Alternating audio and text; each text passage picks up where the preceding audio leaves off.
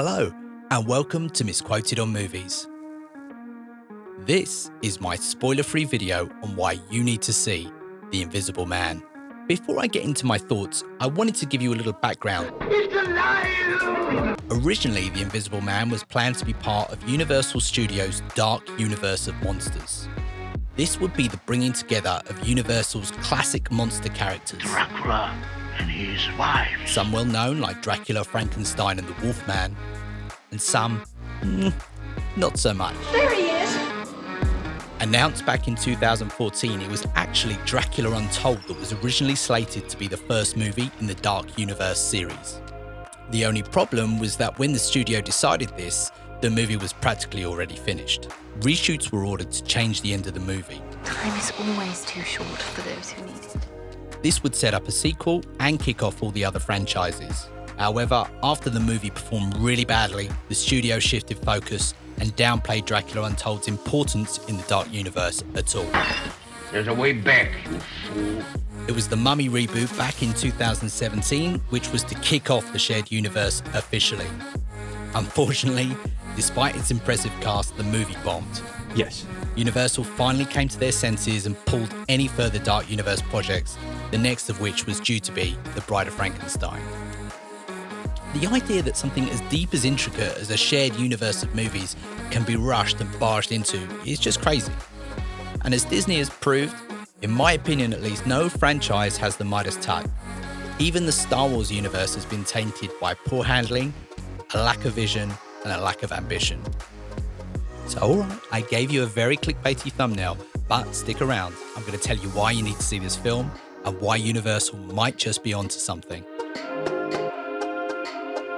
The movie stars Elizabeth Moss, who over the course of her career has played some truly engaging and inspiring female characters. One of my standout TV performances of all time was Peggy Mitchell in Mad Men. Peggy, right? Yes. Her journey from meek, wide-eyed secretary to major player in the world of the New York ad agencies was epic. Is this really happening? Since she's continually caught the eye playing vulnerable yet steely resilient feminine characters. If I get a hard time about this, I'm telling people it was your idea. It was my idea. We follow Cecilia, who is desperate to escape her abusive, narcissistic tech genius boyfriend. Whatever you do, do not show up late to the screening of this film. The opening scene is worth the price of admission alone. Moss is largely great in the lead role, as you'd expect, but more on that later. Her co-stars do a fine job of letting her take centre stage and are largely forgettable.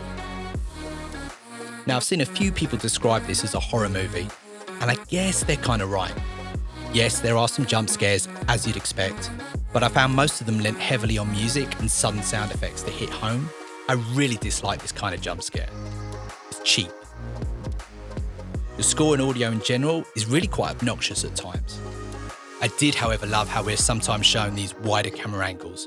You're searching and scanning the scene, looking for things, thinking you've seen things. It's a brilliant touch, and it's this subtlety that I wish had run through the film a little deeper. Action scenes at times are truly excellent. There are a couple I'd even describe as modern classics. They really are that memorable. It's paced so well, and it brings me on to what I think is the most important point to raise about this film. The writing is just so good. We're led through plot without the need for clunky or slow exposition. Nothing feels convenient or placed, but crucially above all else, this somehow feels plausible. And therein lies the potential for the Universal Dark Universe. The director has taken a much-beloved franchise that really in many ways is out of date, but perfectly adapted it to acknowledge popular culture and where we're at right now. Feminism, the Me Too movement, but on a more subtle level, privacy, narcissism, mental health, they're all touched on here. Women will especially feel their empathy strained, fully taught at times. Certain scenes are so wonderfully tense, you catch yourself. You've forgotten to breathe. And all of this is wound into the outline of a script that was first brought to audiences nearly 100 years ago. This is where the Dark Universe should go if it's to be revived. It does have potential.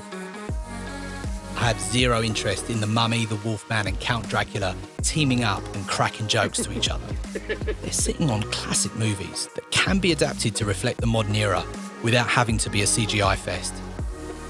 Storm will be magnificent. Sun is gone. If the Dark Universe has a future, it started here with The Invisible Man.